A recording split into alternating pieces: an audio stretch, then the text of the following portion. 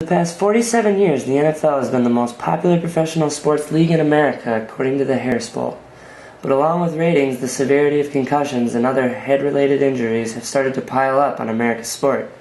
A recent lawsuit filed by 4,500 former NFL players sued the NFL of concealing the dangers of concussions, which reached a settlement of $765 million to compensate victims, pay for medical exams, and underwrite research.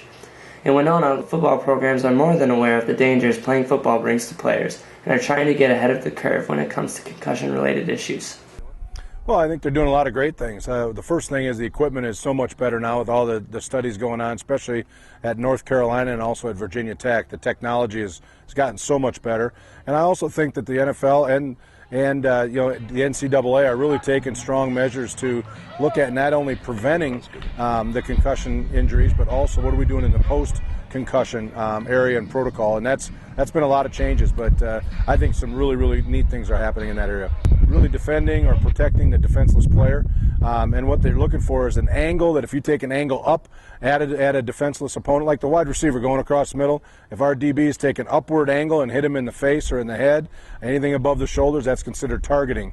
Or if an offensive lineman's peeling back and a guy's not looking and you hit him high, that also is targeting. So targeting, hitting against a defenseless player, and you can be ejected from the game for the duration of the game and even into the next game. I think they're doing a great job of actually investigating and doing research, furthering the research with what concussions are and how we can prevent them. I think what you're going to see in the next few years, and from many of the conferences that I've been at that entail concussion topics, is that we're really going to look at how can we teach the student athlete to prevent getting a concussion. So you're going to start looking at different techniques, different styles of helmets, and more focus on that than versus on what's going to happen in the long run with somebody with a concussion. And with the NCAA stepping in and saying, if anyone has any type of concussion-like symptoms, we have to hold them for 24 hours, that has changed dramatically. Theo Burkett, a senior for Winona State, once missed an entire season due to a concussion,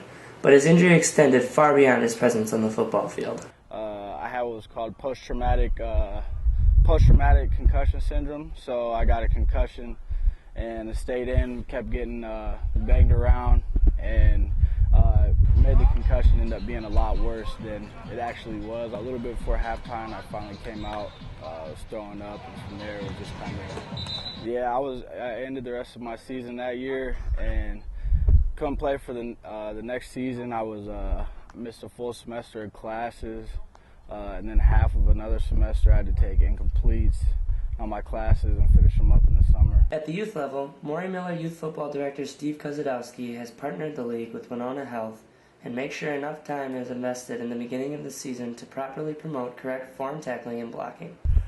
We have developed some things with the help of Winona Health and some of the training staff at Winona High School. Probably about every other year we do a seminar with Winona Health on identifying concussions, prevention of concussions, different things to watch for when those things happen. At the beginning of each year we usually do a coaching clinic, and then we go over all sorts of the proper coaching techniques for tackling in particular, blocking, so those sorts of things don't happen under our watch. Good. Nice job. Nice job across the board.